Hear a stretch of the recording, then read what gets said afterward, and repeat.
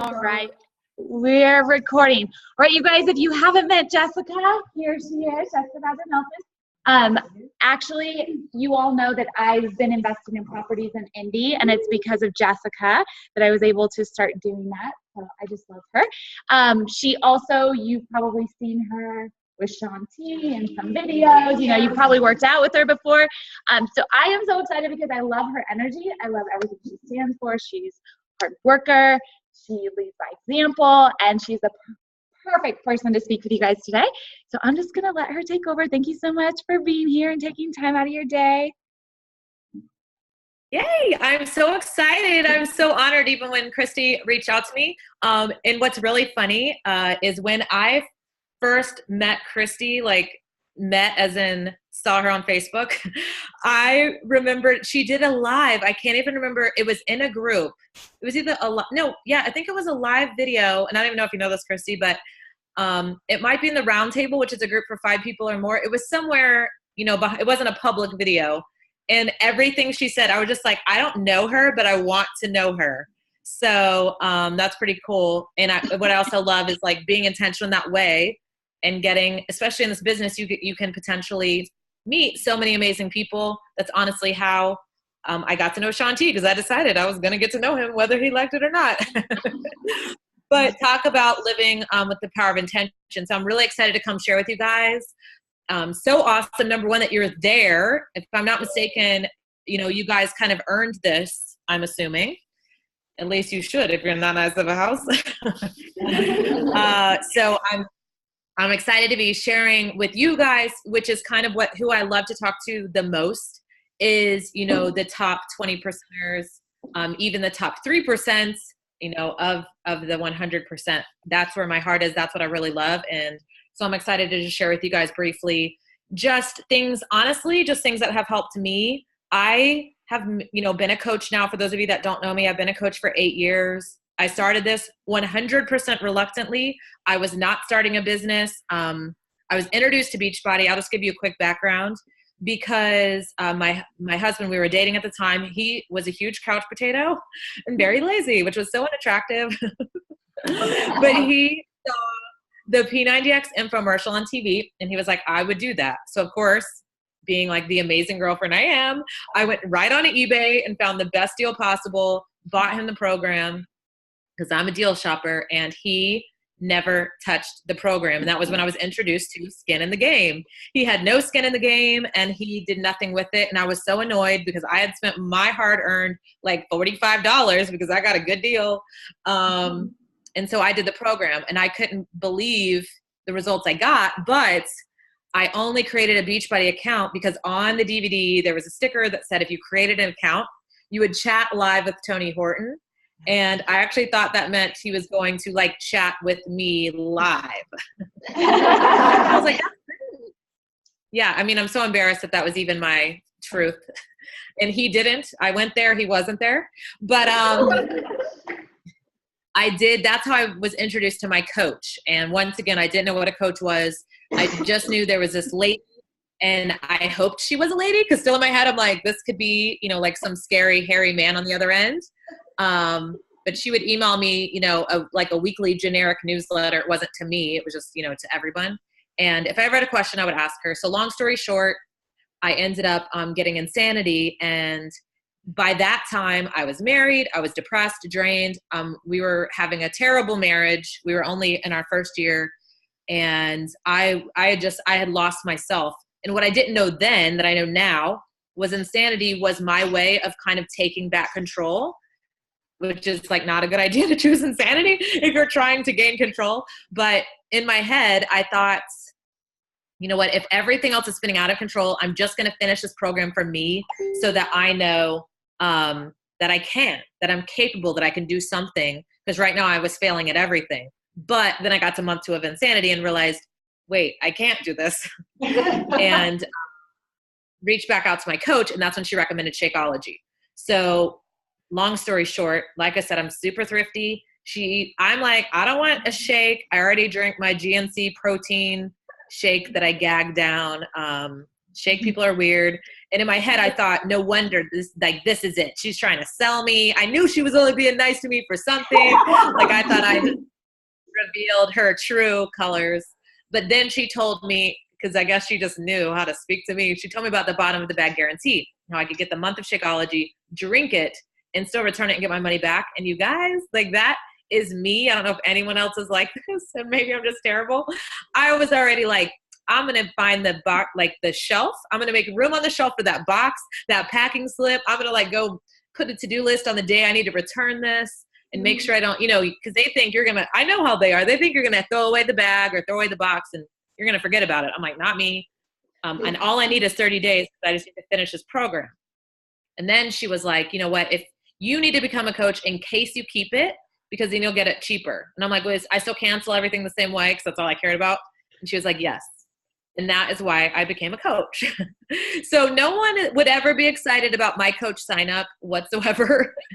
And I think that's, kind of a fun lesson, but also kind of an advantage when I started, because whenever I do sign up coaches like that, it's just not really surprising to me because I was that coach. But let me tell you what changed. And that was seeing everything that this provided my life. I was already sold on the workouts. I used to go to the gym for an hour and a half a day. I got no results like what I got when I, first did P90X, and I'd been going for years. Then all of a sudden I started drinking Shakeology. Once it fully got into my system, I remember being so mad because I felt so good. And I was like, man, I have to keep this. Like, this sucks. And then at the same time, I was put into a team because, of course, she added me into her team page because I'm a coach. And I saw this private world of people encouraging each other, supporting each other, people that were positive. And I thought, man, I didn't have that in my life. So all of that leads to why I started kind of looking at this as a business. But then came hurdle number 2 or number 100. Who knows how many really I had at that point. And that was, I decided, okay, she must have earned money somehow by me doing this. So since I love this, and since I am loving Shakeology, I wouldn't be against telling someone else about it because it's making such a difference. Let me go see how we earn in this thing. And that's when I learned we were part of multi-level marketing. Now, I don't know if anybody else was not excited about that when they started, but I was definitely, that would have been like my worst case scenario at that time, was to know that I was in multi-level marketing. I was valedictorian in my high school. I graduated with the highest honors in college, and I was a waitress. So already I had all of these, I had already disappointed my dad in what I thought was every way possible by being a waitress with a college degree. Like he thought I was going to be his Harvard Law graduate doctor or something, and I'm waiting tables. And I'm like, oh no, it gets better. Now I'm doing. So when I started, another thing that I did was I was like, you know what, this is terrible news, but I had all these positives and all these wins. So in my brain, I also couldn't kind of make the connection of, I'm supposed to hate this, but I love this. You know what I mean? Mm-hmm. So, I was kind of breaking down my own preconceived notions, but at the same time, I was thinking, but on the same note, I can't tell anyone I'm doing this because I know they're going to think the same thing I thought. So once again, I think that terrible mindset helped me in the beginning because it forced me to go talk to strangers, and it also forced me to really not be affected by the no's because they weren't surprising to me. But I would get really excited when I eventually got a yes.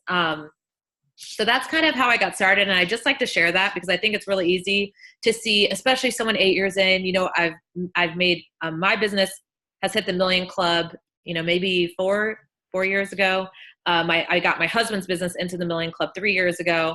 And of course, insert income disclaimer, it's all according to your own effort, diligence, and skill, and Beachbody doesn't guarantee any of those things. But just know that I came from, a place of knowing nothing, not wanting to do this. And, really just a low is where I started this business. But like I said, there's a couple of things along the way that really changed things for me. And I want to just make sure you guys don't miss out on that. I know we live a life where for some reason we want to learn, kind of make our own mistakes and learn the hard way. I do not want to do that. And I really hope you guys can kind of recognize in your own life where you might be doing that. And you don't have to. When I started as a coach though, I I guess just because I'm more of a skeptical person, I'm a skeptic by nature. There was one thing that worked for me and one thing that worked against me. One was I wanted to make my own mistakes. I don't believe what anyone else tells me. I want to go experience it for myself, which can be good in a way because, you know, say, for example, somebody reads a book and they're like, this book sucks. Well, maybe it's not going to suck for you. So maybe you should go experience it yourself. Or maybe somebody did Insanity and was like, that's a terrible workout. Never do it. You want to go experience that for yourself. But as far as business, you know, I have learned that people can help along the way, but they can also hurt along the way. So you have to be really careful about what information you take in.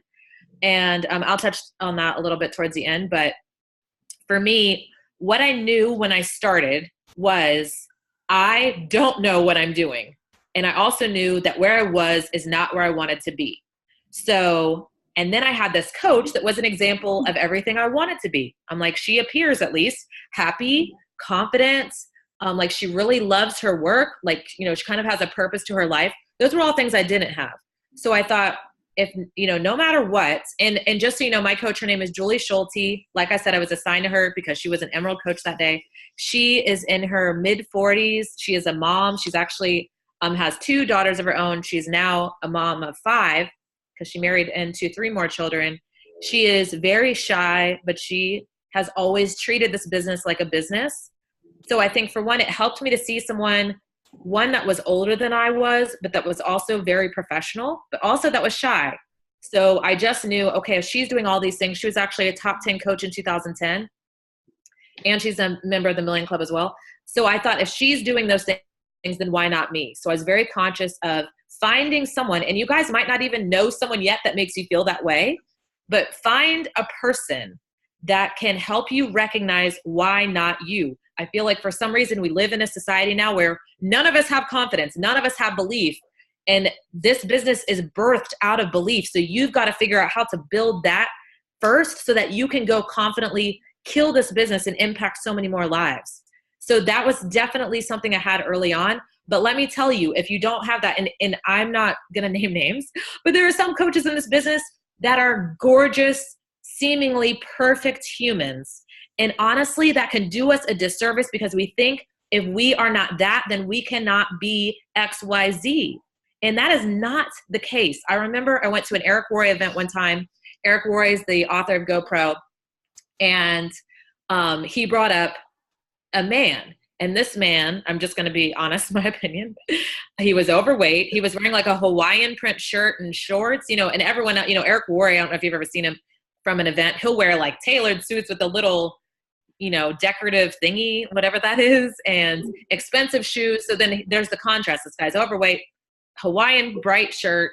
He kind of needs a haircut. His face is red flesh just because it just is. And he is stumbling over his words. And you're literally like, and because I'm just I like to evaluate behavior. I pretend like I'm in the FBI. So I'm like, I'm kind of like, why would he have this guy on the stage? Like, who is this guy? Like, let's get to the point of this, you know, because I'm just not, you know, he doesn't appear like he would be successful.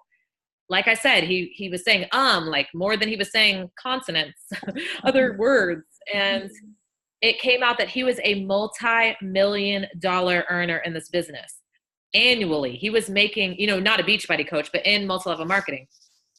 But what I took away from that and what I recognized that day, literally, I'm watching this man and I'm like, I can do anything, you know, like, and then I thought, you know what, sometimes in our business, it can be a detriment, or on our teams or whatever, you know, because we are in health and fitness, and it is kind of, you know, the more fit the person or whatever, and we just happen to have top coaches that are beautiful. It's not their fault. But, you know, I just realized that day is there's so much power in helping build your own confidence in your own belief by not comparing yourself to other people. But if you are, but we're still humans. And I think human nature is you're still going to compare, especially if you're competitive.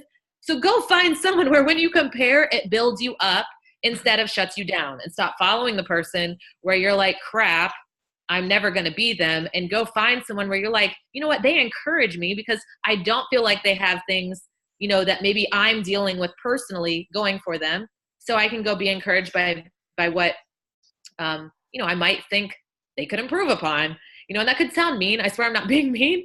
I'm just saying it literally helped me. And another guy got up at that same event and he said, and I always love this quote, which is also kind of a mean quote, but it's just also the truth, is there's always going to be someone uglier than you, dumber than you, whatever. He named all negative things about a person. And he said, more successful than you. So whatever it is you think that you don't have, there's someone with less of that doing more. And I always remembered that because, it's just so easy to focus on your faults and think those are the reasons why you can't succeed, or those are the things that are holding you back. And when you recognize there's someone with less of the things you have doing more, then you realize it's just a story you're running in your head. And the more you can get in tune with, number one, what are the voices in your head telling you that are stopping you? And then what can you do about them? Your life will change. And I want to tell you a story. Hopefully, you guys might have already heard this. I'm going to tell you right now. I'm not going to tell it as good as he does. And you need to go listen to Oprah's Masterclass with Steve Harvey. It is a podcast. I've listened to a lot of them and they're really fantastic. It's almost like she just went and asked successful people and celebrities to just I'm just guessing. I think she sends them questions because it seems like they're probably answering questions, but there's no back and forth. It's just the person talking pretty much for about 30 minutes. And just so you know, the Justin Timberlake one is really good too. But the Steve Harvey, I love Steve Harvey. Just because he has an extraordinary story. I hadn't heard it in as much depth as I did in her podcast, but I'm just going to tell you one tiny part about Steve Harvey's story because it is so good. Well, side note, I guess I'm not going to tell you one thing because I got really excited about this podcast. He was homeless at 38 years old. And now he, I'm sure if you guys don't know him, he has Family Feud. He has that show about where kids have talents or something. He has his own talk show. He's a bestseller. He's everywhere now at 38 years old. And I just turned 38. So I'm literally like, how many times even do we think as we age, like, well, the best is gone. We're kind of done. We're on the way down. And then I'm like, he was homeless. He hadn't even started. So that got me excited first. And because I'm just getting old, but I haven't even started. So listen to the story, you guys. And this is what I think is really important because I really wanted my message to you guys to be twofold. And number one is you've got to have a vision for where you want to go. And then number two is going to be taking ownership of what it takes to make that vision come to pass. So speaking of the vision, and this was such an amazing story. I think he said he was in second grade. He's 7 years old. He has a stutter, which is also crazy because you would never think that now. He has a stutter and he is fine when he is at home. When he is not at home, he can hardly get words out. So he's in school and the assignment is to write down, what do you want to be when you grow up? So, easy assignment, right? Especially when you're 7 and you weren't jaded by life. And so he writes down, I want to be on TV. And the other kids in the class, which I thought was very interesting, also wrote things like, I want to be a basketball player. I want to be a baseball player. I want to be a fireman. So he said, I want to be on TV. So then they turn them all in. And the teacher says, little Steve Harvey, I want you to come to the front of the room. And the way he tells it is amazing. So of course he's like, I'm so excited. Like I can't believe she's so excited to read what I wrote. She's going to highlight me in front of the class. And he gets to the front and she says, what did you put on your paper? And he said, to be on TV. And she immediately started attacking him in front of the entire classroom, apparently, and saying, why do you think you're going to be on TV? Who do you know in your family that's ever been on TV? Who do you know from the school that's ever been on TV? So he was literally getting reprimanded, made to feel small for writing this on his paper. She told him to go back to his seat. She sends him to the principal's office because he wrote this on his paper. And so he knew when he's going to go home, he's going to get in trouble. And he got home and, his mom's like, what you writing that on the piece of paper for? Why, they think he's being sarcastic, I guess. I didn't fully understand why he's actually getting in trouble, but his dad came home. And so he's nervous, for his dad to come home, and took him up to his room, which when I was that age and I got taken somewhere, it was never good. So his dad said, what did you write on your paper? Because I guess he was given his paper back and he showed his dad. And he told his dad, his dad told him, and I'm probably messing this up, but it was something about put that in your drawer. And I want you to pull it out every night and look at it before you go to bed. Which he thought his dad was going to say, like, rip it up. And so, and I think his dad kind of told him, like, don't tell anybody else this, but go put the paper in your drawer and I want you to read it every night. And he said, I'm going to forget like the main quote. If you can hold it in your hand, you can believe it in your heart, or it's something like that. And I just totally messed it up, which is the whole punchline, which sounds my kind of story where I totally messed it up. But it's a great quote. But this isn't even the best part of the story. But one, because I'm analyzing everything, I'm like, he wrote it down. How many trainings, how many books do we hear? Make a goal and write it down and keep it in front of you so you see it. Because why? Because we have to retrain our brains. We are not trained to believe big things, to believe that we're capable, to believe that we can achieve the impossible. You have to reprogram yourself, and you have to be intentional about it. If you just hope it happens, it is not going to happen, because life's going to happen. And the second life happens, what goes out the door first? That extra stuff that was just feel good stuff, right? You know, even my own challengers, when they have terrible, I've fallen off the wagon completely. And they're like, I feel like crap. I'm like, okay, well, let's evaluate. Are you eating anything healthy? No. Are you reading your personal development? No. Are you doing your workout? No. Why do you think you should feel good when you don't do the things that make you feel good? So it's the same thing. Why do we think we should be achieving these goals when we are not doing things to make ourselves believe that it's possible? So that got me excited. But then get this, when Steve Harvey becomes successful, he sends that second grade teacher a TV every single year for Christmas. I love it. And she messaged him and said, hey, Steve, like, thank you for the TV, but like, I got too many. Like, and I kind of could just tell what she's probably doing is like, can you be sending me something else now? Like, thanks for the TVs, but I don't need a new TV every year. And he said, oh, you're fine. I'm going to keep seeing the TVs. And he said, you know why I sent her a TV? He said, because I wanted her to see me. And I thought, oh, this second grade little boy, as a grown, successful man, still just wants his second grade teacher to see him. And then I'm like, this is what we do as coaches. We see people, we get to recognize them and show them that they're valuable, that they're worth it, that they can do it, you know? And it was just so empowering to me. And it made me remember, you know, back to setting a vision. And you guys, the word vision, finding your why, like all of these things to me have been so played out. They sound so cliche. And I'm kind of like, not another vision talk is kind of how I feel. But then it's like, can we just create a new word for it? Because what I have learned 100% of my life is you have to see it before you see it, or you'll never see it. And maybe other people see things that they never saw and they just randomly happen. Mine has been the power of intention. I remember when I hit Million Club and my husband was like, oh my God, are you like so happy? And is this such a big moment for you? And I felt bad. But like I said, I'm just super honest. And I was like, no. And of course he's like, what? You know, and if someone else heard me talking, they're probably like, you ungrateful, bleep, bleep, bleep. But that wasn't it. It's because I knew it was going to happen. It wasn't an if, it was a when. So I'm like, cool. I mean, of course I'm excited, but I knew, because when I started, I was a couple months in. And at that point I probably had a $90 paycheck, was probably my best, $70, $90, my best payday. And I remember I heard a call with a coach named Monica Ward, and she talked about her first 5-figure paycheck. And I remember, I think she said weekly, but I'm doing the math like, okay, so she made a 5-figure payday in a year. I'm like, well, that's pretty cool. Like to make 10 grand, you know, doing this like fun thing. And then all of a sudden I was like, wait, did she say month? And I remember I went back and I rewound the call, because I'm still like, month? If she made 10 grand in a month, that's $120,000 a year. Like that is impressive, because like I said, this is fun. I'm just doing this for fun. And then I realized she said week. And I'm like, week? I mean, I remember I was a baller waitress. Like I was trying to get the biggest payday ever as a waitress.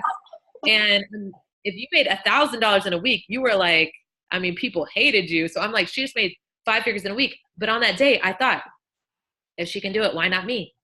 I mean, someone's done it. You know, it's kind of like is it a 4-minute mile now? I don't even know. I think people run fast. But once it's done, it's like, it's possible. So going back to my coach and seeing her and seeing, okay, she's done this, she's happy, she's the things I want, and this is where I wanted to work in a mistake that I made. Well, first, the thing I did not make a mistake of is I decided to be a nerd. I was like, I'm a nerd, and I am a nerd. I can follow directions. I'm not going to go create something, but I can follow directions. So I decided whatever she tells me to do, I'm going to do it because she's more successful than I am. So literally every single thing she ever told me to do, even if I hated it, I did it. But at the same time, I thought she might not know some stuff, so I'm going to go do all of these other things at the same time. Now, what was good is I didn't negate what she was saying and just go try to do it on my own, because the other stuff was just a waste of time because it didn't work. But it did teach me a lot of lessons, you know?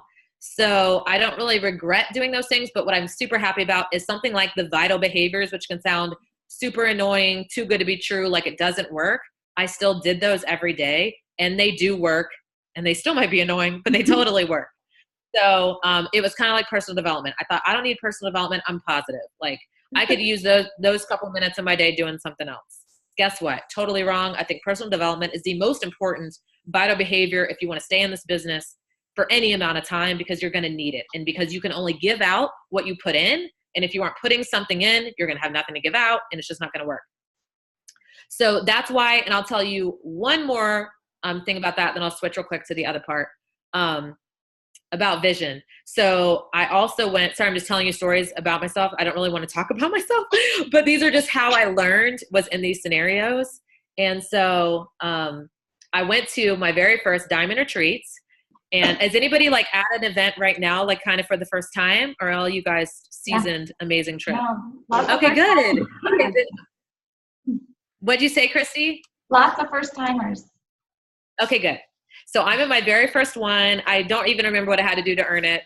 I actually remember like not even being happy being there. Hopefully y'all are happy. I think it was just because I think it was just because I'm an introvert, and it was really the first time I was kind of forced to just be with people like the whole time. Yeah, because I even had to share a room with like 3 people, which I'm like, oh. But anyways, so we go, and they were all in a room, and they give us a big white piece of paper, like a huge piece of paper. There's markers and Sharpies, and we're going to draw out our why. So they're kind of painting this like we want you to take time and think about it and daydream and picture that house or that boat or your family in the front yard and draw out your why. And I'm literally sitting there, you guys, and they're like, it needs to be a why that makes you cry. You know, it's all the things, which I'm sure most of you guys have heard, especially if you've done any kind of, you know, training into your why. And I know Christy, I'm sure, helps you guys dig into that. But I'm sitting there and I'm literally like, because like I said, I'm not at a great place in my life. Like there's no daydreaming about like a fancy house. I'm just like, I just need to go work out or something to try to beat myself up. Like, I don't even know. And I'm looking around the room and all these people like smiling and drawing. And the noises in my head, because now I have nothing to put on this paper. I mean, I can't even fake this. You know, I'm like, I draw a dog. Like, I don't even know what to put here. And so, and then the more excited everyone else is, the worse I'm feeling. Like, what is wrong with me? You know? And I get up and I go in the bathroom and I start crying. So I'm like, I had a why that made me cry, literally, because I'm crying in the bathroom because I don't have a why. So I started to kind of go down this path of like, you know, maybe this isn't for me. Like, I just don't relate to this. I can't understand it. And what I realized later is like, my why wasn't so maybe external. Like, no, I couldn't see maybe the house or the dream, which is interesting because I ended up calling my team Dare to Dream. But when I started, it was less about that. And it was more about escaping pain than like running to pleasure. And it didn't mean that my why didn't matter or that it didn't exist. It just wasn't so straightforward, you know, as in make a vision board and put it on there, because I just felt like I was lying to myself, when it was really more about, these are things I don't ever want to be again. And I do want my life to matter. I do want to make a difference. I want to leave something where, you know, I don't feel like my life is over. And at that time I was 30 years old, and that was legitimately how I felt. So I just want to encourage you guys, you might not be at the place yet where you see like this big grand vision, but it might just be things you want to escape from. And that's okay too. Start there. You know, we all start somewhere and we all start in different places. But then what happened is I started reading personal development and started getting this positivity and hope built back up inside of me. And this is what I want to challenge you guys to do, is set crazy goals. Once you get there, like I said, you might be at a place where you're like, ain't nothing crazy good going on. It's, you know, just trying to hang on for dear life. But then once you are, set some crazy goals. I used to have so much fun. And when I say crazy goals, I mean, set it, you want to just write things down that make you feel nervous if anybody else would see them. Like that used to be my favorite thing. I used to have a huge dry erase painted wall so I could draw on my wall. And I would write crazy things up there that were crazy to me at that time. And then I remember if anyone would come over, I'd be like, I got to run in there and erase them because I didn't want anybody to see them. And one was, I remember it was to have my big goal was a 5-figure-a-week paycheck because that's what spoke to me, resonated with me at that time. Another one was when I wanted to hit 6 figures in 1 year, and then it became, Million Club. Those are just my financial crazy goals. But of course, when you're making like $70, you want your friend to come over and see, I'm making 6 figures this year. Like, okay, Jessica. And then Sean T was on that board all the time. If he only knew, it would be like, it started with, I just want to say hello to Sean T. That was my crazy goal. Then it'd be like, I want to hang out with Sean T. I want to be in a workout video with Sean T. I was a little psycho, but anyways. So what I will say is it really, to me, starts with 1, escaping the pain, 2, setting the vision to go forward, and lastly, taking ownership. You've probably heard it before, treat your business like a business and it will pay you like a business. But I'm telling you, and I realized this the other day, it was kind of off of Steve Harvey's story too, but I guess as comedians, actually this isn't even relevant. I'll just skip to the part. Treat your business like a business. I used to want to open a restaurant. Like I said, I went to tables actually for 13 years. I did a lot of research. I almost actually did open a restaurant. But I also think that helped me because whenever I started this business, I treated it like the same. So I knew, what I put in is what I was going to get out, which I'm good at because I have a good work ethic. I'm not going to give up. If anything, I'm going to be the one that probably should give up and won't. You know what I mean? Like if there's something where you're like, it's time to kill the horse. I'm like, no, let the horse live. We can still do this. So, but when you take ownership, and that is the number one thing outside of lack of confidence and belief is lack of ownership. But what people don't even realize is if you would take ownership, a lot of times that confidence and that belief will come. So what I knew from day one was no matter what, I'm showing up. So when I invited as a brand new coach, I remember thinking, why in the world is someone going to join me when they could join someone else that knows what they're doing? And I would tell them, you know what? My coach is really successful and I'm following right in her footsteps. What did I know? I knew that was the truth because I was committed. It wasn't because I knew what I was doing. It wasn't because I knew anything, actually. It was just because I knew I would do what needed to be done. And when I didn't know something, I was going to go figure it out. And that's all I knew. I didn't know anything else. So I really think that was a huge help in my business. And when people actually take ownership of it, everything will be different.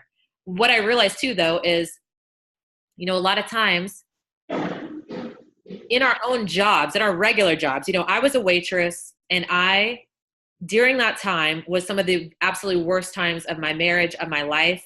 And I would be, I would have nights. My husband loved to party way more than he loved to be married to me. So there would be nights, I wouldn't know where he was. I wouldn't know when he was going to come home. And when he came home, I wouldn't know who would come home, if he would make it home, if he would kill people on the way.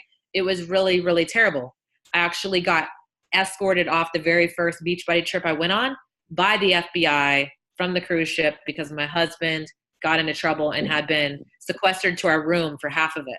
So I've been in really, really, really dark, low places. But what did I do? I still went to work and I asked people how they wanted their steak cooked. And it's like, why in the world? This literally hit me last week. Why in the world would I go do that and make someone else money helping people get a good steak? But when it comes to this business that I own, that is something that I get to build however I want to chase my own dreams, why would I sacrifice that? I see people when life gets hard, the first thing to go can be their coaching business, or when things come up. And it's like you don't even recognize what you're sacrificing. You're literally sacrificing dreams. You're sacrificing hope, potential, possibility. And for what? To go revel in the darkness? You know what I mean? I've been a coach now for 8 years. And if you're a coach for 8 years, you're probably going to have a lot of crap that you got to get through, whether it's your dog dying, your grandma dying, you know, your friend getting news that they have cancer. Like, things happen. But instead of withdrawing, I made Beachbody a thing I could lean into. But it wasn't just because I wanted to, because don't get me wrong, there are still days where I'm like, if Facebook went away forever, I wouldn't be sad about it. I mean, except my business would go away. But I'm like, I don't give myself the choice. And I applied this principle to my workouts a long time ago. I used to spend all of this mental energy. I never did this with my business. I always decided to take ownership.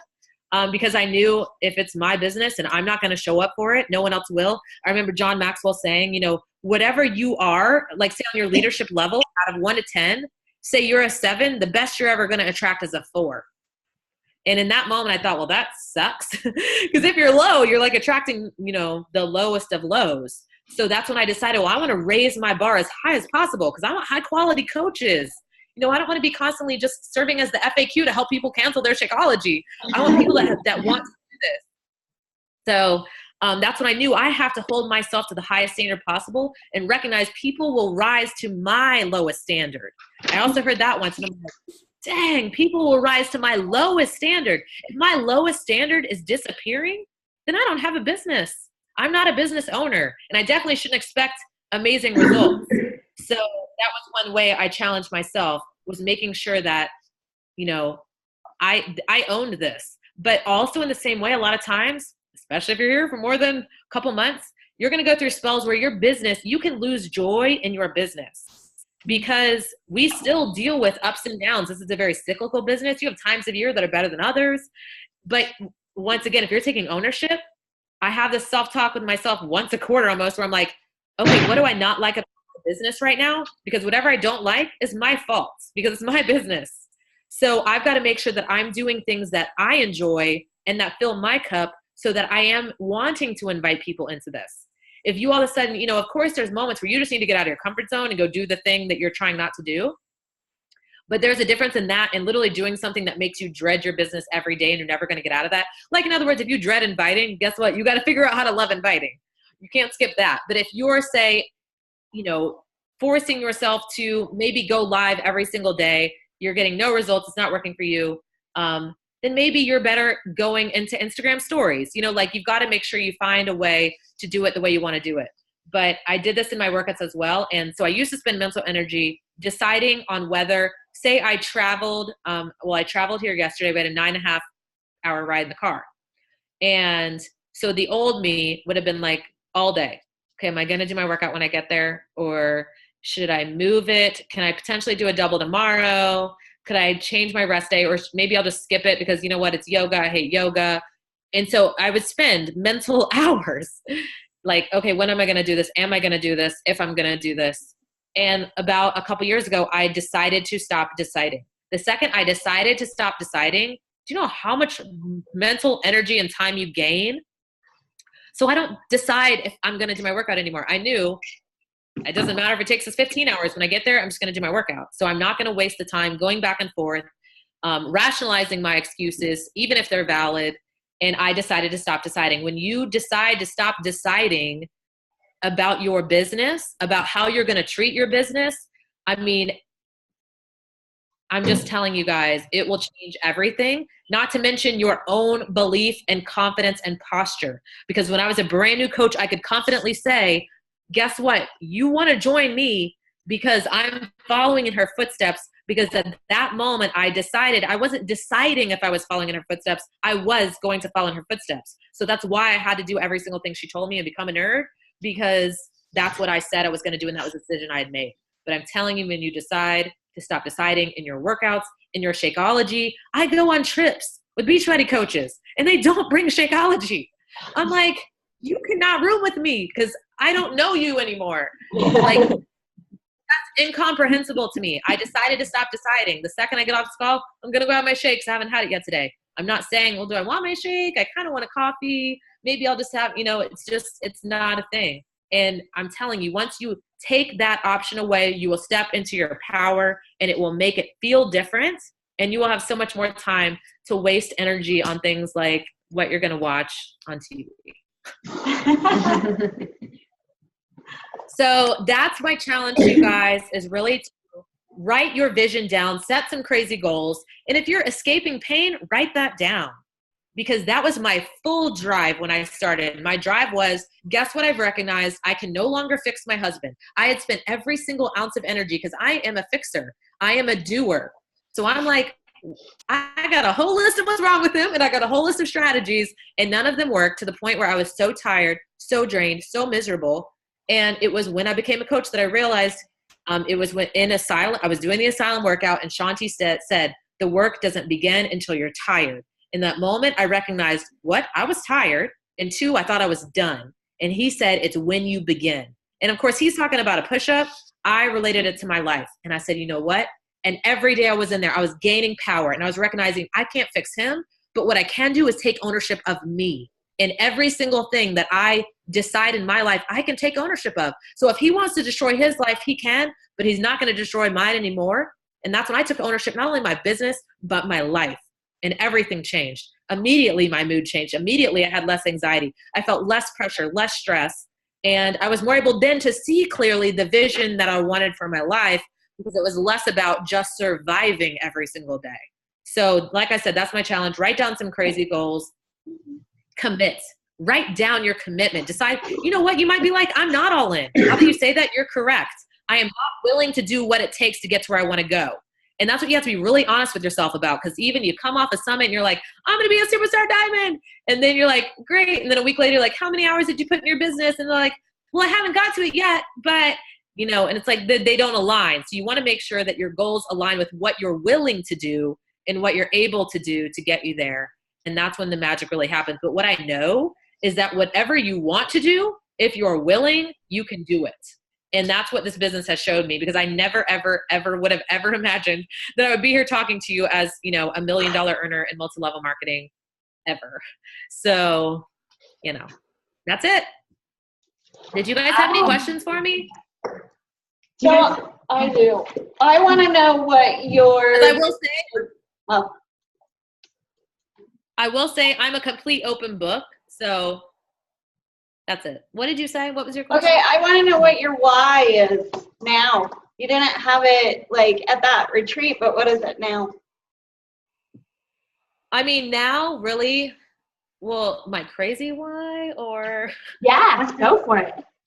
Go crazy. I mean, okay, one of my well, I kind of do goals and whys together. I mean, the reason why I do what I do is definitely because, you know, I read another statistic that says humans, even at the highest level, only tap into 35% of what they're capable of, as far as like their even max capacity as a human. And that includes Navy SEALs. They're at like the top end at 35%.